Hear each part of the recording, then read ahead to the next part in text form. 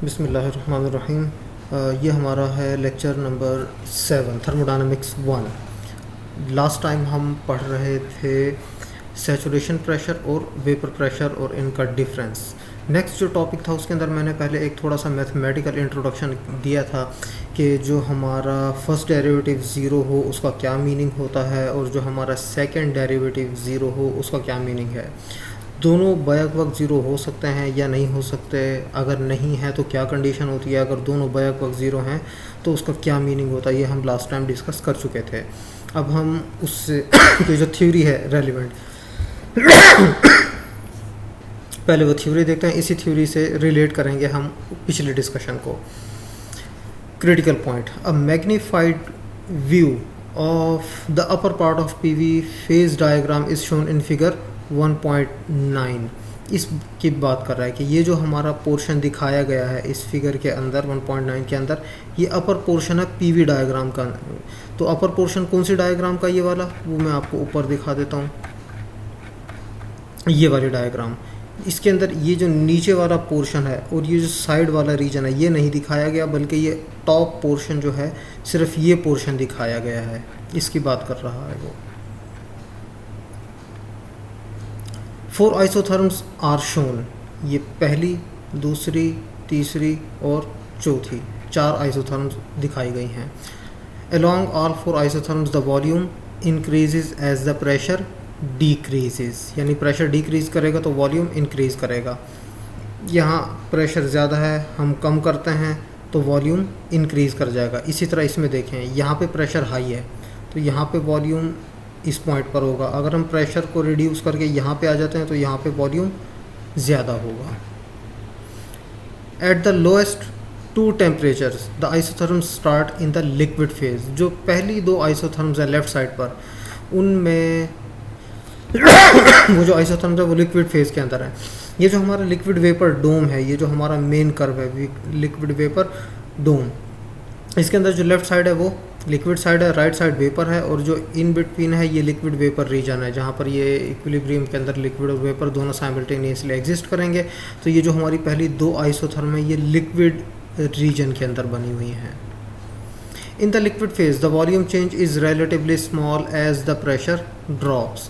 अब यहाँ पर अगर प्रेशर को हम ड्रॉप करते हैं तो वॉल्यूम के अंदर चेंज बिल्कुल माइन्यूट सा आएगा, यहाँ से लेकर यहाँ तक।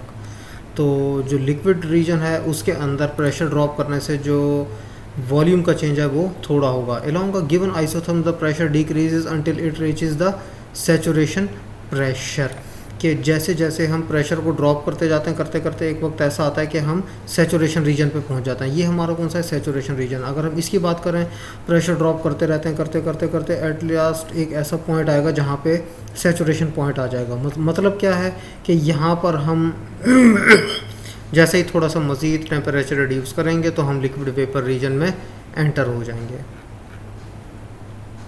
This point is marked by the intersection with the left side of the liquid vapour dome. ये देखो, ये लेफ़्ट साइड जो है लिक्विड वेपर डोम की, यहाँ पर इंटरसेक्शन पॉइंट बनता है, इसकी बात की जा रही है।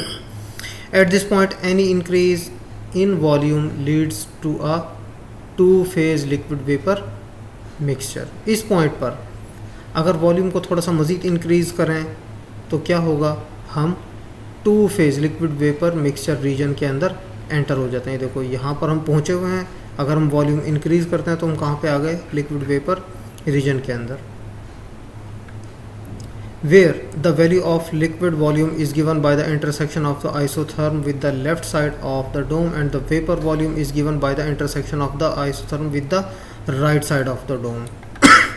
मतलब कि अगर हम कहीं इस पॉइंट के ऊपर हैं, इधर से लेकर इधर तक का जो डिस्टेंस होगा लेफ़्ट साइड तक, वो हमारा होगा लिक्विड का वॉल्यूम, और यहाँ से लेकर जो आगे वेपर साइड जो है, अगर इसको हम टच करते हैं राइट साइड को लिक्विड वेपर डोम के, तो ये जो होगा हमारा पोर्शन, ये कौन सा होगा, वेपर का। The pressure remains constant in the 2 phase region. ये वही के भी जो ना बॉइलिंग अगर हमारी हो रही है तो हमारा प्रेशर हमें पता होता है कि वॉल्यूम जो बॉइलिंग पॉइंट के ऊपर जो हमारा प्रेशर होगा वो क्या होगा, फिक्स रहेगा। Since P and T are no longer independent. ये हम ऑलरेडी पहले पढ़ के आ चुके हैं। मैंने एग्जांपल दी थी कि 100 डिग्री के ऊपर 1 एटमॉस्फेयर ही प्रेशर रहेगा, तो 100 डिग्री पे अगर बॉइलिंग हो रही है तो जब तक जो ना सारे के सारे वेपर नहीं बन जाते, हमारा प्रेशर क्या रहेगा, constant. After complete vaporisation the pressure again decreases. जब हमारा सारे के सारे वेपोराइज हो जाएगा, उसके बाद हमारा जो प्रेशर होगा वो डिक्रीज़ करेगा मज़ीद। The corresponding increase in volume of the vapor is noticeably larger than that of the liquid।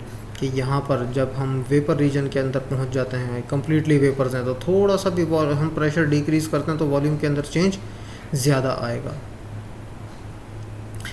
As the temperature of the isotherms increase. अब आइसोथर्म का कैसे इंक्रीज होगा, वो हम इस आइसोथर्म के ऊपर नहीं रहेंगे। ये जो एक सिंगल लाइन चल रही है, इसके ऊपर टेम्परेचर पूरा कांस्टेंट है। जब हम अगली आइसोथर्म पे जाएंगे तो टेम्परेचर इंक्रीज़ हो गया है, मज़ीद आगे जाएंगे अगली आइसोथर्म पे मज़ीद इंक्रीज़ हो गया, अगले आइसोथर्म पे जाएंगे मज़ीद टेम्परेचर हमारा इंक्रीज़ हो गया। तो as the temperature of the isotherms increase the saturated liquid volume gets larger and saturated volumes get smaller. अब इसको समझना है कि सैचुरेटेड लिक्विड का जो वॉल्यूम है वो क्या हो जाएगा, ज़्यादा हो जाएगा। देखो ये लो टेम्परेचर है, यहाँ पर लो टेम्परेचर वाली आइसोथर्म है, ये हाई टेम्परेचर वाले आइसोथर्म है।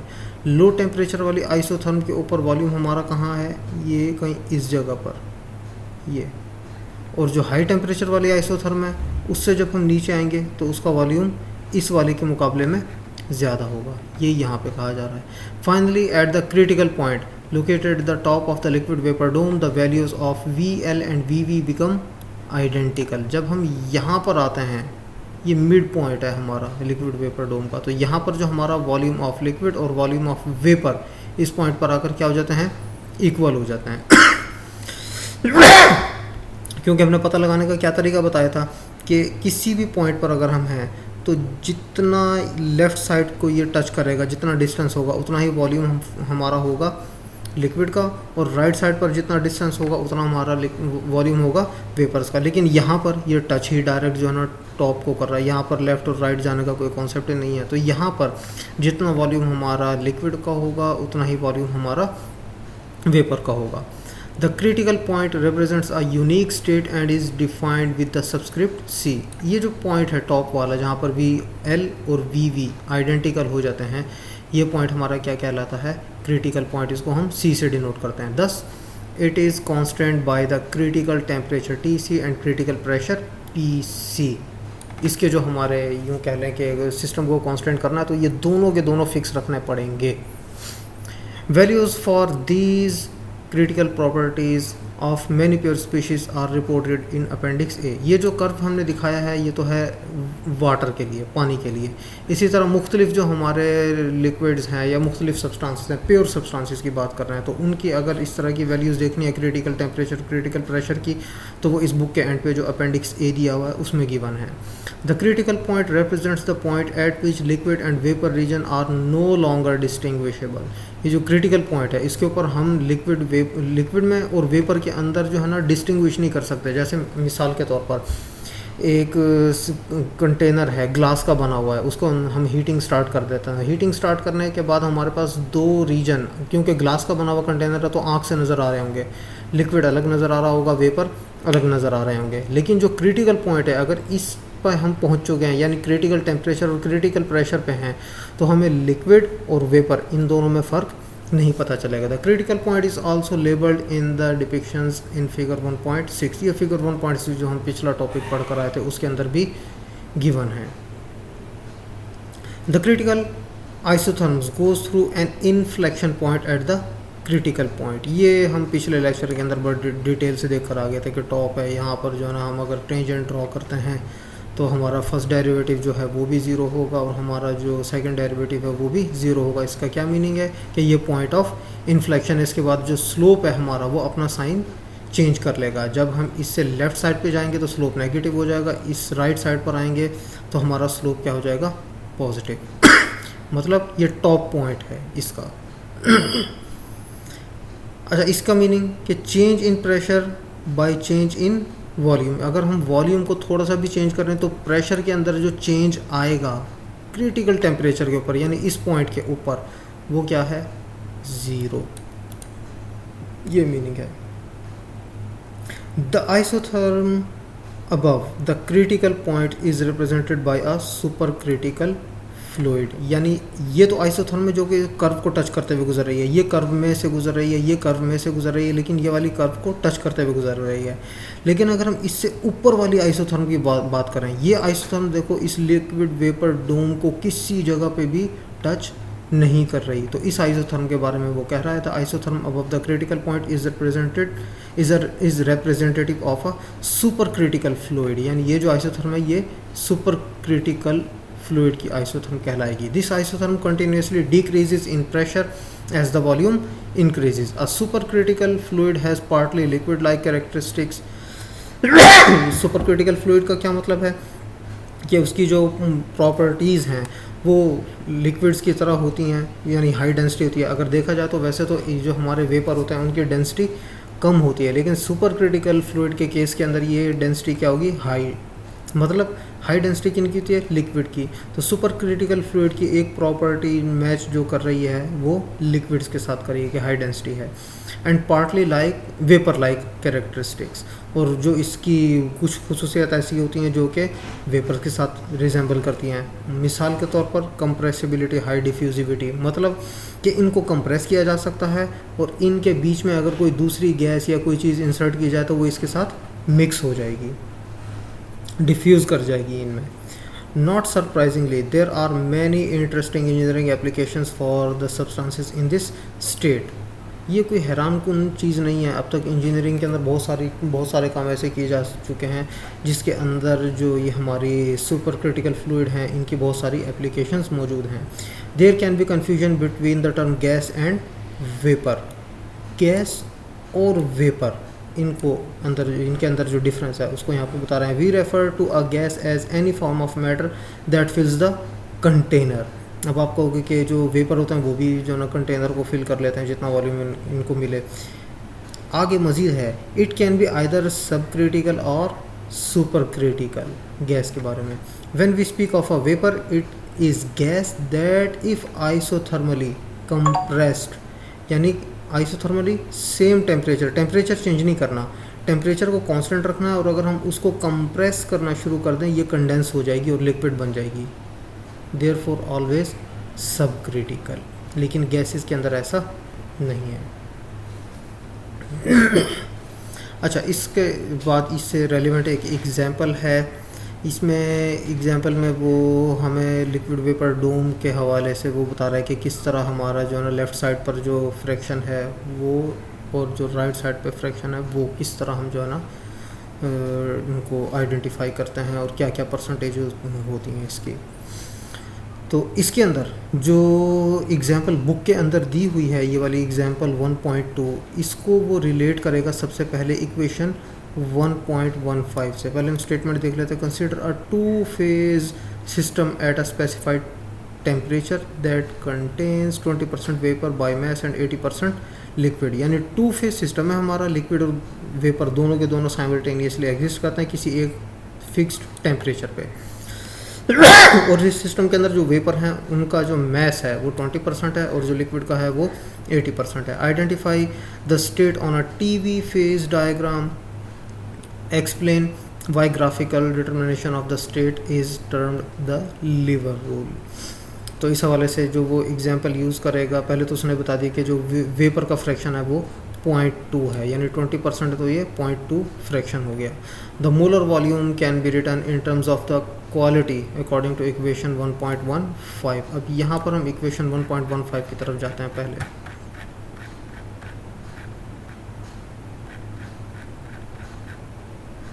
ये इक्वेशन 1.15, यहाँ पर जो क्वालिटी ऑफ वेपर की डेफिनेशन थी उसको जो है ना हम सबसे पहले चेक करते हैं। To constant in the state of the system we can specify for example the fraction of water that is vapour. ये है फ्रैक्शन ऑफ वेपर, ये वेपर फ्रैक्शन को डिस्क्राइब कर रहा है। यानी अगर हम लिखते हैं x is equal to number of moles of vapour divided by number of moles of liquid plus number of moles of vapour, या इसको डिनोमिनेटर को हम कह देते हैं कि ये हमारे टोटल नंबर ऑफ मोल्स हैं। तो ये जो x है ये हमारा क्या है, ये है हमारा फ्रैक्शन ऑफ वेपर।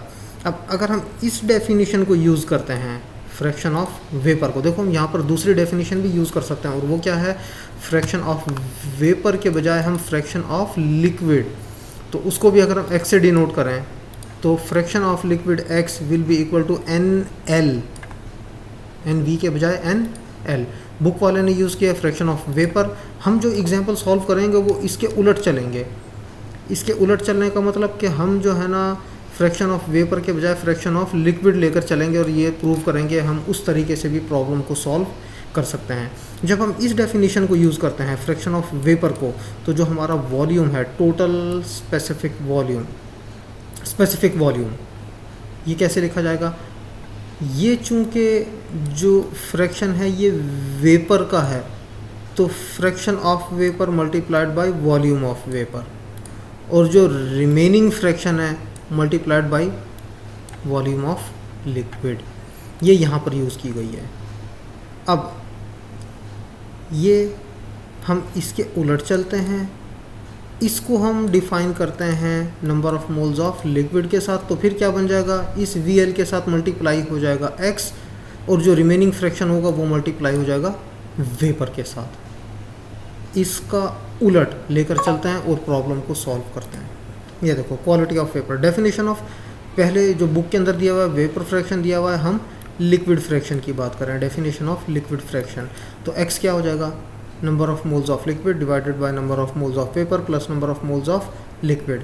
अब ये चूँकि number of moles of liquid जो है ये रिप्रेजेंट कर रहे हैं हम x, फ्रैक्शन इसका x के साथ, तो x मल्टीप्लाई हो जाएगा वॉल्यूम ऑफ लिक्विड के साथ, और जो रिमेनिंग होगा वो वेपर का फ्रैक्शन होगा, जाहिर सी बात है, तो वेपर के वॉल्यूम से मल्टीप्लाई कर देंगे।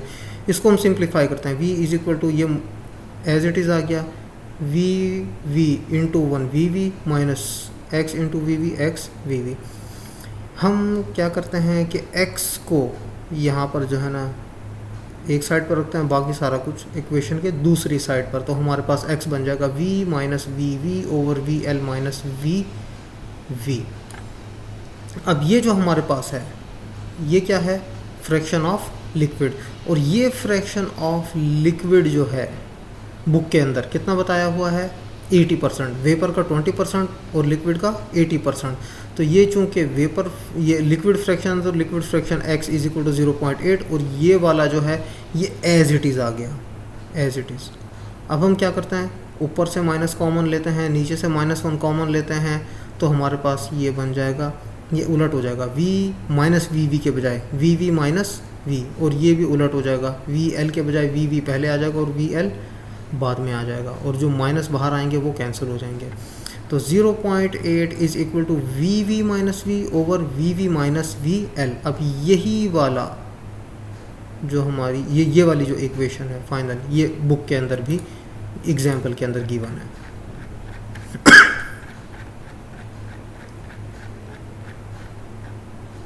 ये देखो 0.8 is equal to v minus v, 0.8 is equal to v minus v over v minus VL, v minus VL। जो रिमेनिंग होगा वो जाहिर से बात है 0.2 होगा। अब यहाँ पर वो उसको किस तरह जो ना डिफाइन कर रहा है इस चीज़ को, फ्रैक्शन को, इसको समझना है। जो पहली समझने वाली चीज़ थी वो ये कि जो बुक के अंदर दी हुई है डेफिनेशन वेपर फ्रैक्शन की, हम वेपर फ्रैक्शन के बजाय हम लिक्विड फ्रैक्शन की डेफिनेशन लेकर चलते हैं, तब भी हम अपने डिज़ायर्ड रिज़ल्ट पे पहुंच जाते हैं। तो जो बुक वाला तरीका है वो आप लोगों ने खुद करना है, जो उलट वाला है वो मैंने बता दिया आपको, लेकिन रिज़ल्ट दोनों का सेम है।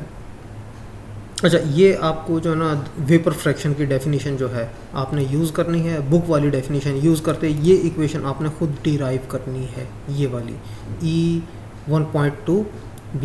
ये कहाँ से निकलेगी, जो इक्वेशन के अंदर, जो बुक के अंदर इक्वेशन दी हुई है 1.15, वो इक्वेशन यूज़ करनी है। वो इक्वेशन यूज़ करते हुए आपने इस पॉइंट तक पहुँचना है।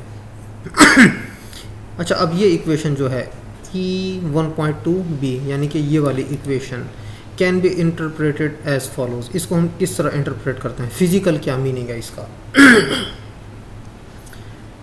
The fraction of vapour, the fraction of vapour is the ratio of, ये जो डिवाइडेड बाई है, इस डिवाइडेड का मतलब है, डिवाइडेड का मतलब क्या होता है, the ratio of the difference between the system volume, the difference between the system volume and the volume of the other phase, and the volume of the other phase. ये देखो, ये जो डिफरेंस है ये माइनस साइन बन गया, और system volume v बन गया, और वॉल्यूम ऑफ अदर फेज, देखो यहाँ पर हमने कौन सी फेज की डेफिनेशन लेकर चले थे, वेपर, तो द अदर फेज ये कौन सी होगी, लिक्विड।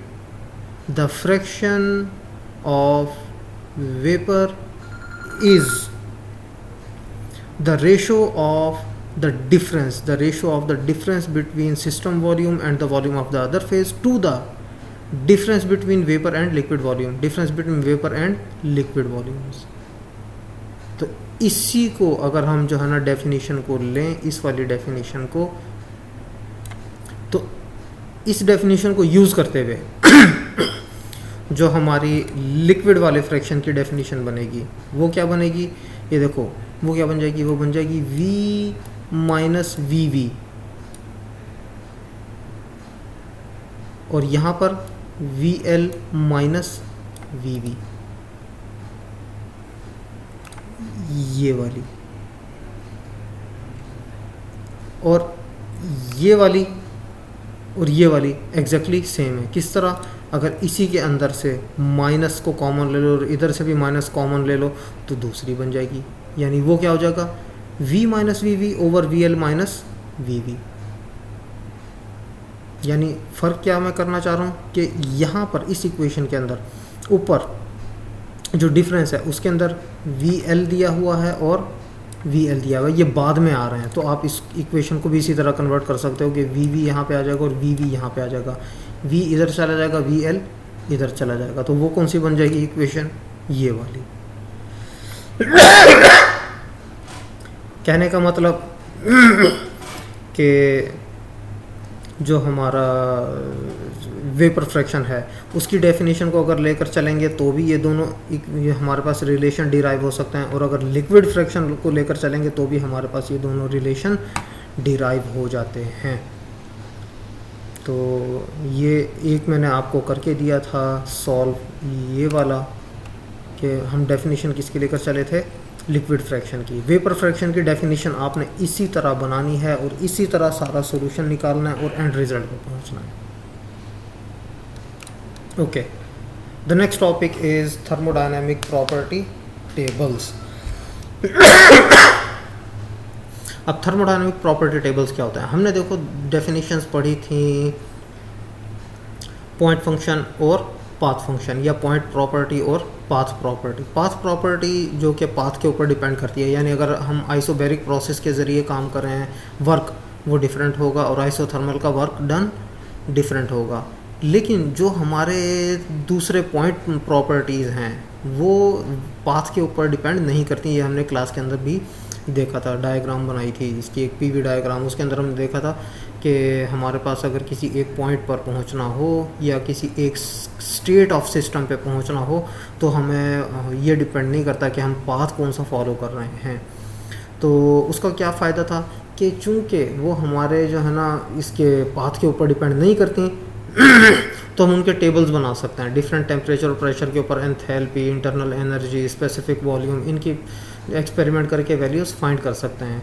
जो वैल्यूज़ आएंगी उनको टेबल की फॉर्म में लिख लें, फिर दोबारा हमें एक्सपेरिमेंट करने की ज़रूरत नहीं है, बल्कि डायरेक्ट हम वो टेबल कंसल्ट करेंगे। उन टेबल्स के ज़रिए हम जो है ना अपनी प्रॉपर्टीज़ जो होती हैं, एंथैल्पी, इंटरनल एनर्जी वगैरह, ये सारी की सारी हम कैलकुलेट कर सकते हैं विदाउट परफॉर्मिंग एक्सपेरिमेंट। तो उससे उस हवाले से है ये वाला टॉपिक हमारा कि thermodynamic property tables. As we have seen, if we specify two independent intensive properties of a pure substance, the state of the system is constant. ये हम जो ना फेज़ रूल और जो दूसरा था हमारा स्टेट पोस्टुलेट, उसके अंदर ये जो हम पढ़ के आ गए हैं, इसको इतना ज़्यादा डेप्थ में जाने की ज़रूरत नहीं है क्योंकि ये ऑलरेडी हम बहुत डिटेल से पढ़ चुके हैं. Thus any other thermodynamic property is restricted to only one possible value. Not surprisingly, for commonly used substances such as water, tables of thermodynamic properties have been constructed that tabulate a set of useful properties. Appendix B reproduces a portion of the steam tables where 6 intensive properties of water are tabulated. Recall that we use the term water to indicate the chemical species H2O in any phase, solid, liquid or gas. अब ये जो appendix B है ये हम जो है ना next अभी देखेंगे थोड़े नेक्स्ट लेक्चर के अंदर कि ये अपेंडिक्स बी क्या है, इसको किस तरह रीड किया जाता है. लेकिन जो इम्पोर्टेंट चीज़ है यहाँ पर वो ये कि जो हमारी थर्मोडायनामिक प्रॉपर्टीज़ हैं वाटर की, गैस वेपर फेज़ के अंदर, लिक्विड फेज़ के अंदर तो वो प्रॉपर्टीज़ जो है ना वो टेबल की फॉर्म के अंदर हमारे पास मौजूद हैं. हमें बार बार एक्सपेरिमेंट करने की ज़रूरत नहीं होती. हम डायरेक्ट जाकर टेबल को कंसल्ट करते हैं और किसी एक टेम्परेचर प्रेशर के ऊपर कोई सी भी इंटेंसिव प्रॉपर्टी जो है उसको हम ले सकते हैं, कैलकुलेट कर सकते हैं. The tabulated thermodynamic properties include the measured properties T, P and specific volume. अच्छा, यहाँ पर वी के ऊपर हैट दिया हुआ है एक छोटा सा, जो हम पहले वी पढ़ते आए हैं उसके अंदर हैट नहीं है. क्या डिफरेंस है कि अगर बग़ैर हेड के भी होगा उसका मतलब होगा मोलर वॉल्यूम, यानी वॉल्यूम ऑफ 1 मोल, और जब हेड दिया होगा तो वो मोलर वॉल्यूम नहीं होगा, वो बल्कि 1 यूनिट मास का वॉल्यूम होगा, 1 किलोग्राम का वॉल्यूम.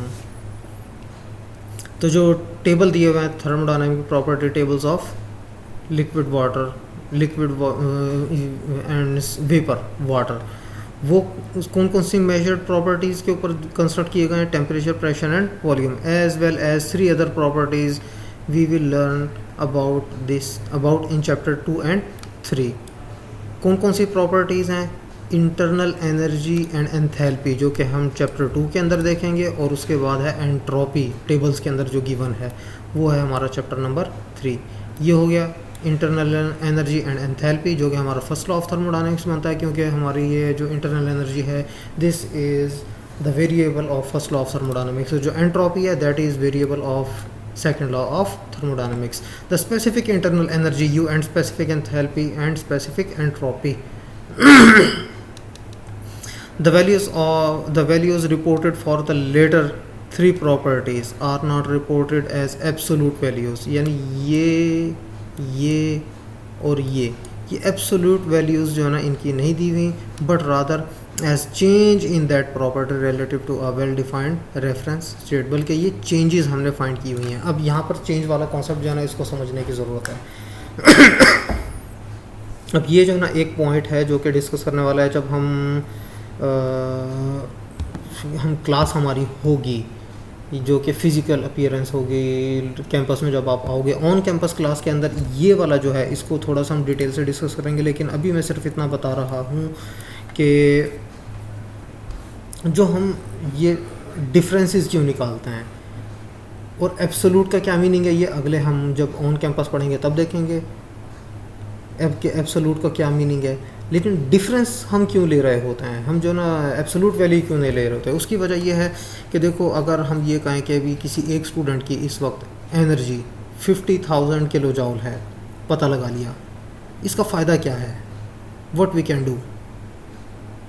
अगर हम ये पता लगाएं कि सुबह इसने नाश्ता किया, उस वक्त नाश्ता करने के बाद इसकी एनर्जी 50,000 किलो जूल थी, और दोपहर तक जो है ना इसने जो काम किए सारे, उस वक्त तक ये 10,000 किलो जूल अपनी एनर्जी लूज़ कर चुका था, तो हमारे पास इसकी दोपहर के टाइम एनर्जी 40,000 किलो जूल है. तो डिफरेंस कितना आ गया? 10,000 किलो जूल का. अब डिफरेंस निकालने का क्या फ़ायदा है? इस डिफरेंस निकालने का फ़ायदा ये है कि इस स्टूडेंट को अब 10,000 किलो जूल की एनर्जी सप्लाई होगी, तो ये अपने काम प्रॉपरली कर सकेगा. तो इसी तरह जो हमारे इक्विपमेंट होते हैं, प्रोसेस इक्विपमेंट केमिकल इंडस्ट्री के अंदर लगे हुए, हर इक्विपमेंट को रन करने के लिए एनर्जी चाहिए। तो डिफरेंसेस इन एनर्जी अगर हम पता लगा लें तो हम ये पता होता है कि इतना डिफरेंस ऑफ एनर्जी अगर सप्लाई किया जाएगा तो ये प्रोसेस अकर हो जाएगा। तो इसलिए जो डिफरेंसेस होते हैं वो मैटर करते हैं, ना कि एब्सोल्यूट एनर्जी। अच्छा, अब जो डिफरेंस निकाला जा रहा है, डिफरेंस निकालने के लिए हमें ये भी तो पता होना चाहिए ना कि ज़ीरो एनर्जी वो किस टेम्परेचर और प्रेशर के ऊपर ले रहे हैं। तो इसके अंदर the reference state used for the steam tables is a liquid at triple point of water. अब देखो, ट्रिपल पॉइंट ऑफ वाटर को हमने जब डिस्कस किया था, हमने उसके अंदर टेम्परेचर और प्रेशर बताया था कि ये टेम्परेचर होगा, ये प्रेशर होगा। तो इन टेम्परेचर और प्रेशर के ऊपर हमारा जो हमारा जो वाटर है उसके तीनों phases liquid, vapour and solid simultaneously exist करेंगे। उस ट्रिपल पॉइंट के ऊपर हम जो एनर्जी होती है उसको क्या एज्यूम करते हैं, ज़ीरो, उसको हम ज़ीरो कंसिडर करते हैं। At this state both internal energy and entropy, अब देखो यहाँ पे एंथैल्पी की बात नहीं हो रही, ये नोट करना है। एट दिस स्टेट यानी कि ट्रिपल पॉइंट के ऊपर जो इंटरनल एनर्जी है और एंट्रोपी है ये ज़ीरो कंसिडर की जाती हैं। फिर उसके बाद उस टेम्परेचर और प्रेशर को जब हम इंक्रीज़ करते हैं तो कितनी एनर्जी चाहिए होती है किसी एक ख़ास टेम्परेचर या प्रेशर पर पहुंचने के लिए, वो हमारा डिफरेंस होगा और वो एक टेबल के अंदर रिपोर्ट हो जाएगा।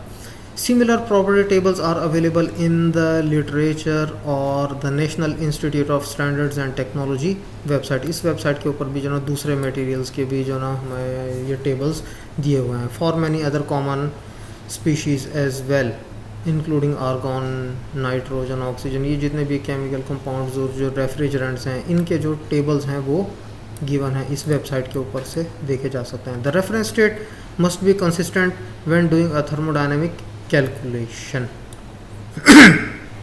जो रेफरेंस स्टेट है इसको कंसिस्टेंट होना चाहिए थर्मोडायनेमिक कैलकुलेशंस करने के लिए। Care should be used when taking values for a substance from different sources since the sometimes use different reference states।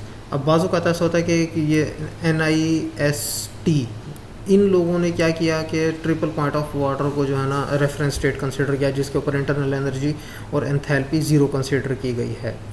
लेकिन बाज़ों का ऐसा भी होता है कि किसी दूसरे मुल्क के अंदर कोई टेबल बना प्रॉपर्टीज़ का, लेकिन उन्होंने जो स्टैंडर्ड सेट किया यानी जिसके ऊपर जो है ना ज़ीरो कंसिडर की एनर्जी, वो ज़रूरी नहीं है ट्रिपल पॉइंट हो, बल्कि हो सकता है वो ज़ीरो केल्विन को जो के ऊपर जो ना एनर्जी को ज़ीरो एज्यूम कर रहे हों। तो डिफरेंट स्टैंडर्ड्स हैं, लेकिन जो हम यूज़ करेंगे वो NIST वाला स्टैंडर्ड है कि ट्रिपल पॉइंट के ऊपर इंटरनल एनर्जी और इंटरनल एनर्जी और एंट्रोपी जो है वो है zero. The steam tables are organised according to the phase in which water exist in the state of interest. तो ये जो टेबल्स ऑर्गेनाइज की हुई, जब हम टेबल जो है ना नेक्स्ट लेक्चर के अंदर पढ़ेंगे, इनको पढ़ना सीखेंगे, इनको रीड करना सीखेंगे कि किस तरह प्रॉपर्टीज़ डिटरमिन की जाती हैं, तब हम इसको देखेंगे डिटेल से मज़ीद। यहाँ पर figure 1.10 shows PT diagram for water. Figure 1.10 ये जो नीचे दी हुई है इसके अंदर ये PT डायग्राम है, यानी प्रेशर एंड टेम्परेचर। ये PT डायग्राम है वाटर के लिए विद कॉरेस्पॉन्डिंग अपेंडिसेस, और इसके जो अपेंडिसेस हैं डिफरेंट वो मैं बता देता हूँ कि ये जो हमारा सॉलिड रीजन है और इसके बाद ये हमारा सैचुरेटेड कर्व है, इसके बाद हमारा जो है ना शुरू हो जाता है लिक्विड रीजन आ जाता है, फिर इसके बाद ये वाला जो है ये हमारा सैचुरेटेड लिक्विड वेपर है, इसके बाद हमारा वेपर रीजन आ जाता है।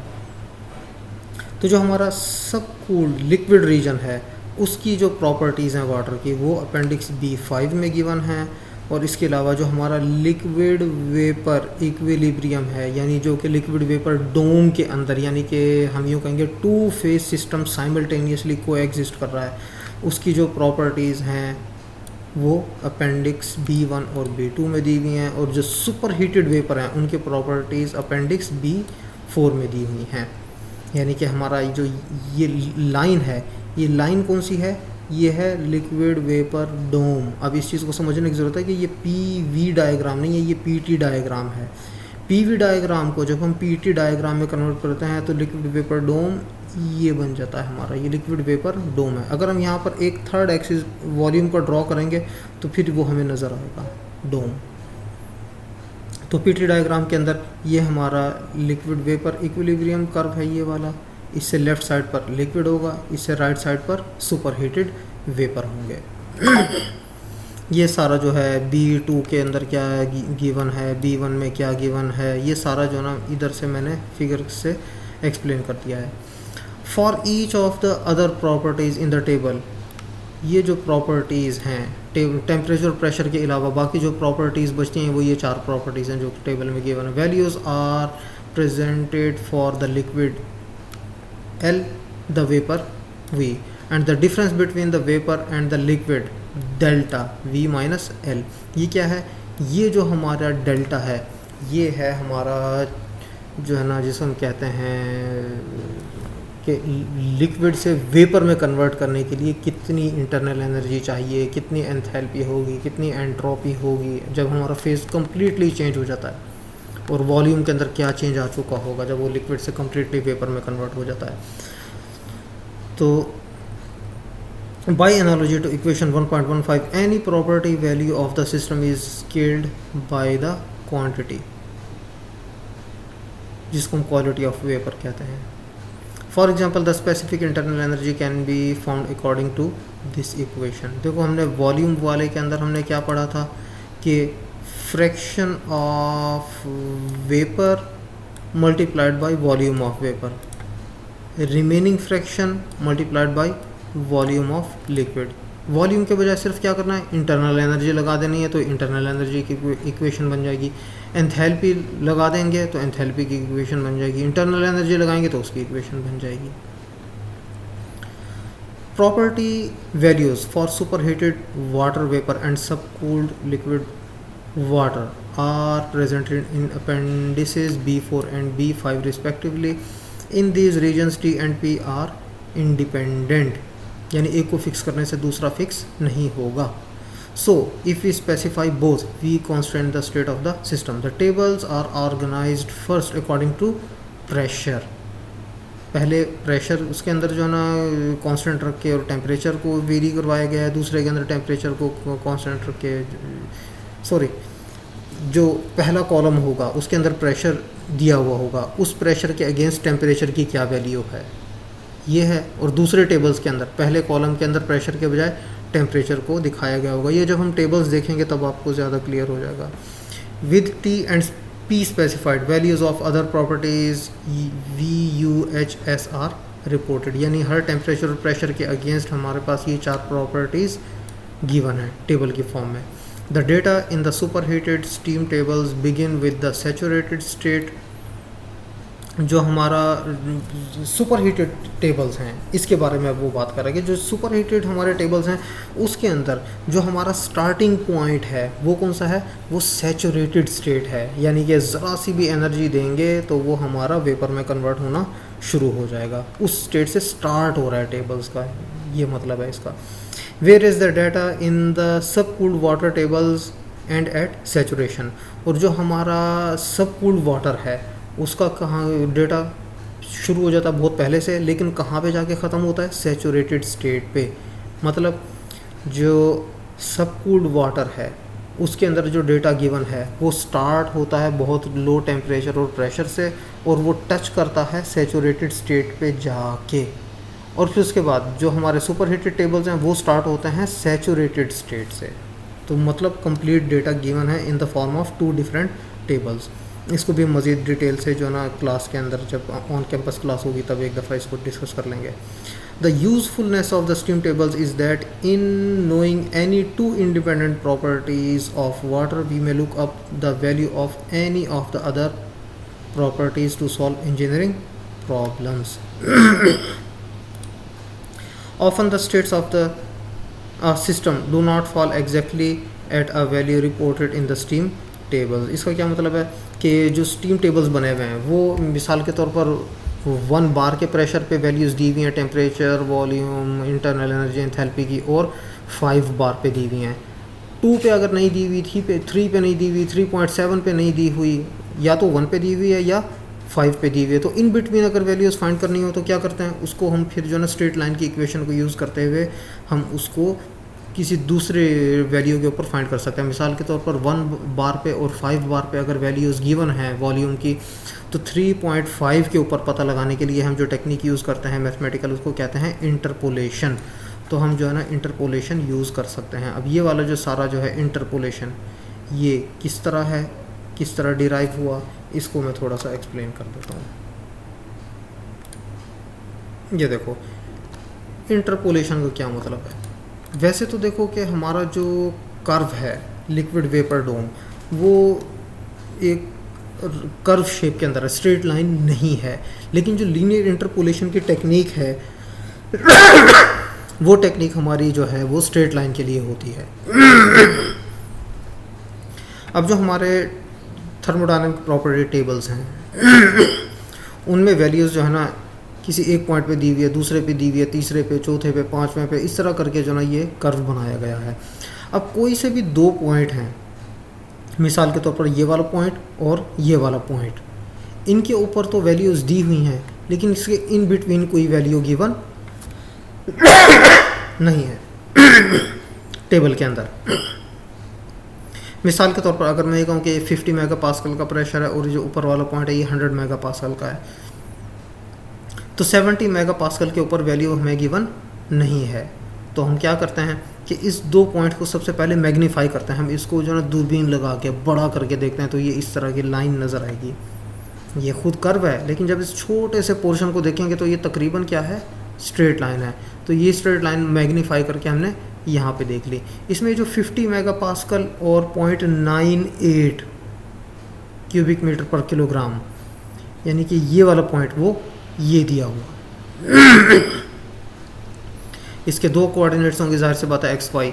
तो ये X low value, Y low value, ये नाम रख देते हैं हम इसका। उसके बाद हम आ जाते हैं दूसरे पॉइंट की तरफ, ये जो 100 मेगा पास्कल वाला है। 100 mega pascal and 0.99 cubic metre पर किलोग्राम, ये गिवन, इसको हम एक्स हाई और वाई हाई का नाम दे देते हैं। बीच में कोई एक पॉइंट है जिसे हम कह देते हैं कि जी ना 70 मेगा पास्कल, लेकिन टेम्परेचर या स्पेसिफिक वॉल्यूम हमें नहीं पता, स्पेसिफिक वॉल्यूम हमें नहीं पता। मतलब ये देखो, ये प्रेशर, ये वॉल्यूम, ये प्रेशर, ये प्रेशर और ये वॉल्यूम, सॉरी ये उलट होगा, ये हमारा वॉल्यूम है, ये प्रेशर है। क्योंकि देखो एक्स एक्सिस के ऊपर वॉल्यूम है और वाई एक्सिस के ऊपर प्रेशर है। तो एक्स एक्सिस, वाई एक्सिस, तो ये वॉल्यूम प्रेशर, वॉल्यूम प्रेशर, तो ये भी वॉल्यूम प्रेशर। अब किसी एक प्रेशर के ऊपर कोई वैल्यू अगर गिवन हो तो दूसरे हम फाइंड कर सकते हैं यूजिंग लीनियर इंटरपोलेशन। अब इसको जनरल टर्म के अंदर समझो, ये दोनों के दोनों पॉइंट्स नोन हैं, यानी एक्स भी पता है और वाई भी पता है। ये देखो, ये एक्स भी पता है और वाई भी पता है। ये वाला पॉइंट जो कि टॉप पे है, एक्स भी पता है और वाई भी पता है। ये वाला पॉइंट, इसके अंदर एक वेरिएबल हमें पता है कि वॉल्यूम इतना है, प्रेशर कितना होगा, ये पता लगाना है। तो हमारे पास variable x low y low known, x high y high known, x is known y is unknown. अब इस बेस पर हम जो है ना लीनियर इंटरपोलेशन को यूज़ करते हैं। ये देखो अगर हम दो पॉइंट्स जिनकी सारी की सारी वैल्यूज़ नोन है, एक्स भी नोन वाई भी नोन, एक्स भी नोन वाई भी नोन, यानी कि एक्स लो वाई लो एक्स हाई वाई हाई, यानी कि 50 मेगा पास्कल के अगेंस्ट और ये 100 मेगा पास्कल के अगेंस्ट, इन दो पॉइंट्स को यूज़ करते हुए अगर हम स्लोप निकालें क्या होगा, y2 minus y1 over x2 minus x1, ये आ गया हमारा slope m1, y2 minus y1 over x2 minus x1। अब एक पॉइंट हम जो है ना अगेन ये वाला ले लेते हैं, x लो y लो वाला, ये आ गया। और दूसरा पॉइंट कौन सा, जो इन बिटवीन कहीं पे लाई कर रहा है हमारा x और y, अगर इसको यूज़ करते हुए हम स्लोप फाइंड करें m2, वो क्या होगा, y2 minus y1 over x2 minus x1, ये आ गया। अब चूंकि ये x Y, x low, y लो, एक्स हाई, वाई हाई, ये सारे के सारे पॉइंट्स एक ही स्ट्रेट लाइन के ऊपर लाई कर रहे हैं, तो ये दोनों स्लोप्स क्या होंगे, इक्वल होंगे। m1 is equal to m2, m1 is equal to m2। m1 क्या है हमारा, m1 हमारा है y high minus y low और x high minus x low. इसी तरह जो हमारा m2 है वो ये दिया हुआ। इस इक्वेशन को सॉल्व करो और y की वैल्यू फाइंड कर लो, यानी कि ये y high minus y low over x high minus x low ये आ गया, मल्टीप्लाइड बाई ये जो ये डिनोमिनेटर है x माइनस x लो यहाँ पे आ गया। उसके बाद ये जो y लो है माइनस, ये दूसरे साइड पर क्या हो जाएगा जाके प्लस। तो ये इस तरीके से हम जो है ना फाइंड कर सकते हैं। अब ये हमारा y हाई यानी कि ये 100 मेगापास्कल और ये 50 मेगापास्कल, ये 0.99 और ये 0.98, ये हमें फ़र्ज़ करो पता है कि 0.986 है और ये हमारा 0.98 है और ये वाई लो ये हमारा 50 है। तो सारी की सारी वैल्यूज़ नोन हैं, तो ये वाली वैल्यू फाइंड की जा सकती है। ये हमारा था इंटरपोलेशन। तो ये देखो यहाँ पर वही सारी की सारी डेरिवेशन दी हुई है, ठीक हो गया। अब जो इससे रेलेवेंट एग्जांपल्स हैं, स्टीम टेबल्स हैं, वो किस तरह पढ़े जाते हैं, अब जो नेक्स्ट लेक्चर हमारा होगा उसके अंदर हम देखेंगे कि स्टीम टेबल्स जो है ना, जो बुक के एंड में जो अपेंडिक्स दी हुई है, यहाँ पर मैं सिर्फ अभी हल्का सा एक रिव्यू करवा देता हूँ। ये अपेंडिक्स भी, ये स्टीम टेबल्स हैं हमारे, ठीक है। इसके अंदर ये हमारा जो है ना सैचुरेटेड वाटर टेबल है, ये सैचुरेटेड वाटर वेपर है, लेकिन फ़र्क क्या है, इसके अंदर फर्स्ट कॉलम टेम्परेचर का होगा, इसके अंदर फर्स्ट कॉलम प्रेशर का होगा, फिर उसके बाद सैचुरेटेड वाटर हो जाएगा हमारा, जो कि सॉलिड वेपर दोनों सैचुरेट स्टेट के अंदर है, और ये सुपर हीटेड हमारा होगा, और ये सब कुछ लिक्विड वाटर है। तो इनको हम जो है ना नेक्स्ट लेक्चर के अंदर देखेंगे कि इनके ये जो टेबल्स गिवन है ये वाले, ये किस तरह पढ़े जाते हैं, किस तरह इनसे काम किया जाता है, और कुछ रेलिवेंट एग्जांपल्स भी सॉल्व करेंगे। बाकी जो इसके अंदर कुछ ऐसी चीज़ें हैं जो कि ऑनलाइन डिस्कस नहीं हो सकी या आपको समझ नहीं आई, वो आपने अपनी अपनी नोटबुक पे नोट कर लेनी है लेक्चर के बाद, और उसको हम जब ऑन कैंपस क्लास होगी उसमें डिस्कस करेंगे। अल्लाह हाफ़िज़।